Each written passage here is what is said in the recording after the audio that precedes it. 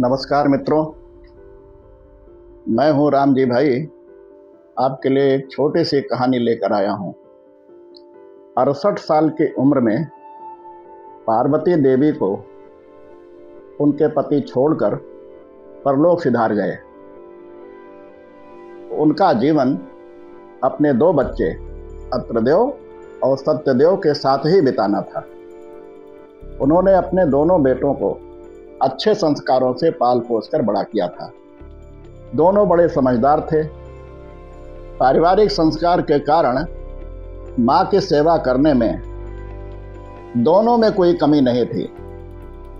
दोनों अपने अपने काम की आवश्यकता को देखते हुए जब अलग हुए तो बड़े बेटे ने बड़े होने का अधिकार जताते हुए माँ को अपने पास रखा और बड़े मनोयोग से सेवा करने लगा। छोटा बेटा भी माँ की सेवा करना चाहता था, लेकिन बड़ा बेटा ये कहकर टाल देता था कि मैं सेवा कर रहा हूँ ना। लेकिन जब जब छोटा भाई बड़े भाई के सामने माँ के लिए अपने कर्तव्य निभाने का विषय निकालता था, तब तब बड़े भाई होने का हक जताकर अत्रदेव माँ को सदैव अपने पास बनाए रखता था और बेचारा सत्यदेव बड़े भाई का सम्मान करते हुए चुप हो जाता था।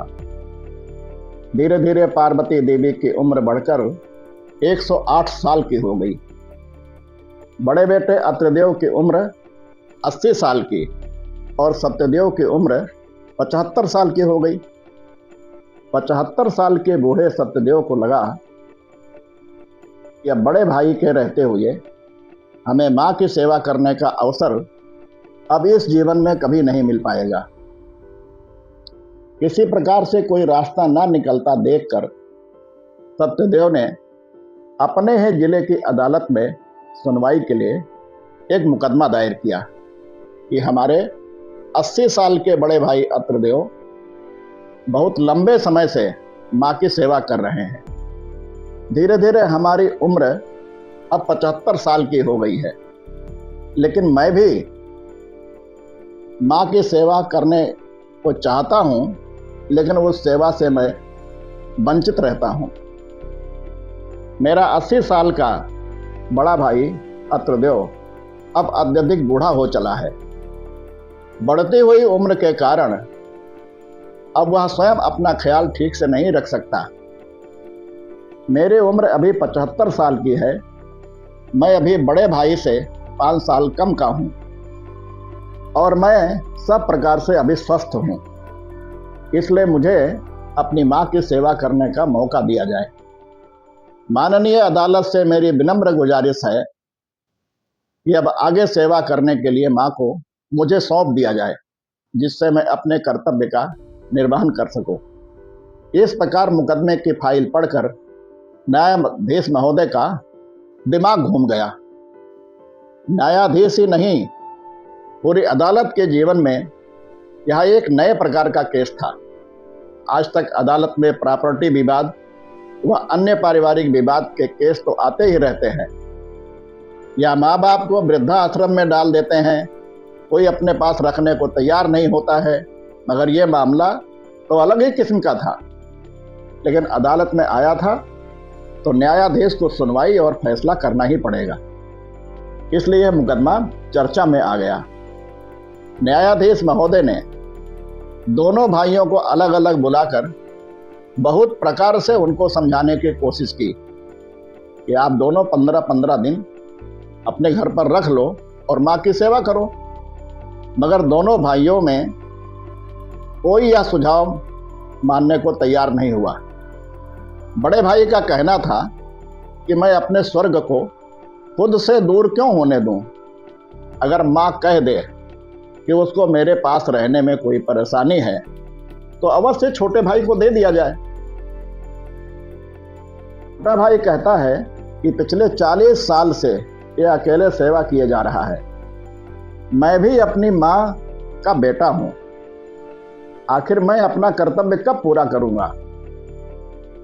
परेशान न्यायाधीश महोदय ने सभी प्रयास कर लिए, मगर कोई हल नहीं निकला।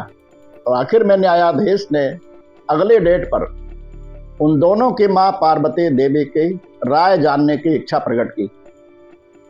अगले डेट पर कुल 30 किलो की बेहद कमजोर मां, जो चलने फिरने में असमर्थ थी, बड़ी मुश्किल से व्हील चेयर पर बिठाकर अदालत में हाजिर किया गया।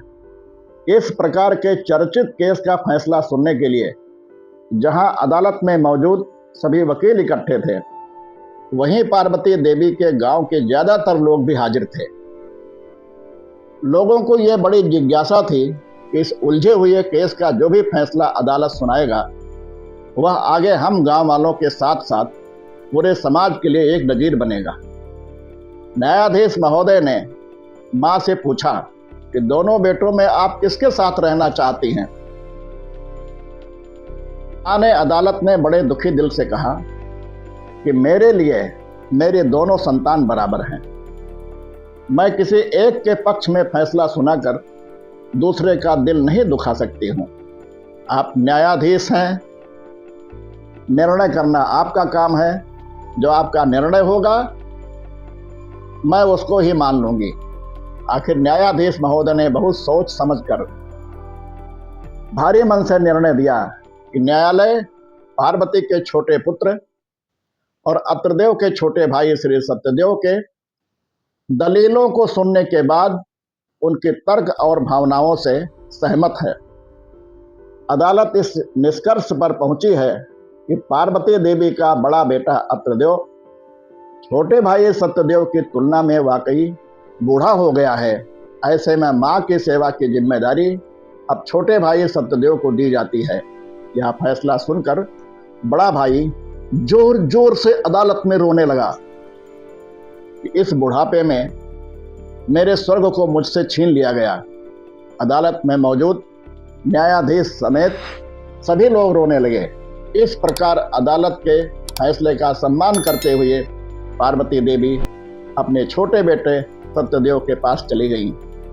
ऐसे ही एक नई कहानी लेकर अगले हफ्ते फिर आएंगे। नमस्कार।